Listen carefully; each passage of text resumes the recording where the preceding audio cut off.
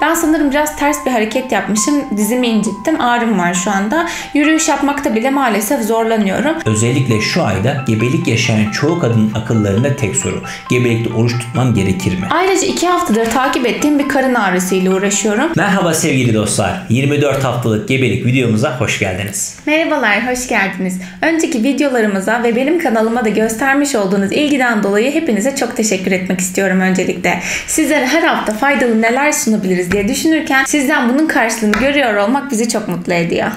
Bebeğimizin her zaman olduğu gibi önce ortalama fiziksel değerlerinden bahsetmek istiyorum. Bebeğimizin boyu 24. gebelik haftasında 31 ila 32 santim civarında, ortalama 600 gram ağırlığında diyebiliriz.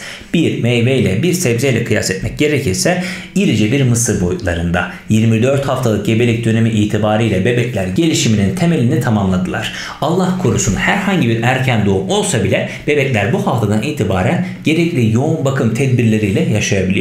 Ama bizler yine de kendimize çok dikkat etmeye devam edelim. Çünkü daha 15 haftalık uzun bir yolculuğumuz var. Onun da biraz daha büyümeye ihtiyacı var. Aynen öyle. Ve bebeğimiz gelişiminin temellerini tamamladığı için kaslarını aktif bir şekilde çalıştırmaya devam ediyor. Ayrıca 24 haftalık gebelik dönemine ait daha detaylı bilgilendirme videosuna sağ üstten çıkan bildiriden gidebilirsiniz. Bebeğin en hareketli olduğu haftalar bu haftalardır. Çünkü yeri oldukça geniş. Resmen bir balık gibi bir oraya bir buraya yüzmeye devam ediyor. Bu 28. haftalara kadar devam edecek. O hareket ettikçe onunla ben konuşmaya çalışıyorum. Hatta bazen hareket etmediğinde bile onunla konuştuğumda minik minik hareketler yapması çok mutluluk verici. Hatta mutlaka Barış'la beraber konuşmaya çalışıyoruz onunla. Barış'a da tepkiler vermesi çok tatlı. Bu konuşmalarımız esnasında bazı olumlamalar yapmalıyız. Ona nasıl doğacağını anlatabilirsiniz mesela. Ona verdiğiniz pozitif mesajın geri dönüşü size ve bebeğinize olumlu bir şekilde olacaktır. Dışarıdan gelen seslerin bebeği etkilediği gibi iç dünyanızda yaşamış olduğunuz çeşitli duygu durumlar da bebeğinizi etkileyecektir. Vücudunuzda gebelik döneminde çeşitli hormonlar salgılanabiliyor. Bu hormonların bazıları mutluluğa, sevince vesile olurken bazıları stres ve kaygı oluşturabiliyor. Bu duygu durumlar her insanın günlük hayatında olan durumlar. Ama gebelik serüveniniz açısından dikkatli olmalısınız. Mutluluk hormonları nasıl bebeğinizi olumlu etkiliyorsa stres ya da üzüntü yaşadığınız durumlar da bebekte bunlardan olumsuz anlamda etkileniyor.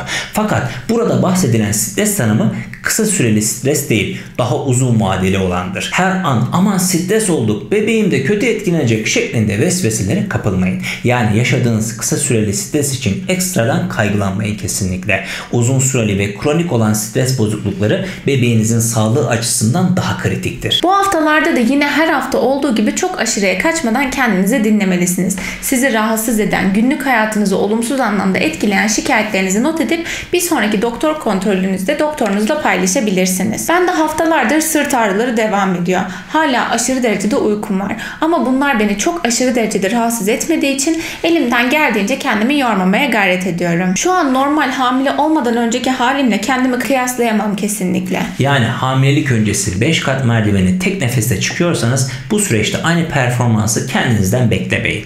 Çeşitli ağrılar gebelik sürecinde mutlaka olacak. Bebek büyürken, gelişirken vücudunuzda ona adapte olmaya çalışıyor.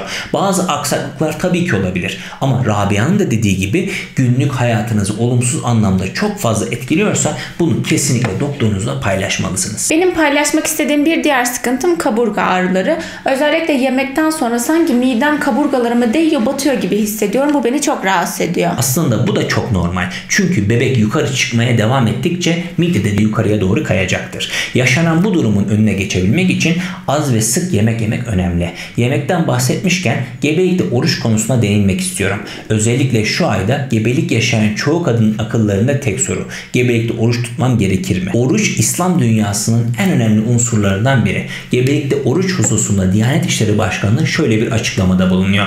Ramazan orucunu tutmamak için geçerli mazeretlerden biri de gebelik veya çocuk emzirmektir. Gebe veya emzikli kadınlar kendilerine "ya çocuklar çocuklarına bir zarar gelmesinden korkmaları halinde oruç tutmayabilirler. Hamilelik ve çocuk emzirme gibi meşru sebeplerle oruç tutamayan kadınlar tutamadıkları bu oruçlarını şartların elverişli olduğu başka zamanlarda kaza edebileceklerdir. Burada da belirtildiği gibi hamilelik dönemi oruç tutmamak için geçerli bir mazeret olmakla birlikte oruç tutmak veya tutmamak annenin kişisel tercihine kalmış bir durumdur. Bu çok kişisel bir karardır ve bu kararı verirken gebeliğin evresi, gebenin kendini nasıl hissettiği ve Ramazan ayının yılın hangi dönemine denk geldiği gibi durumları değerlendirmek gerekiyor. Ayrıca kadın hastalıkları ve doğum uzmanı ile görüşerek olabilecek komplikasyonlar hakkında bilgi ve öneri almak da büyük önem taşıyor.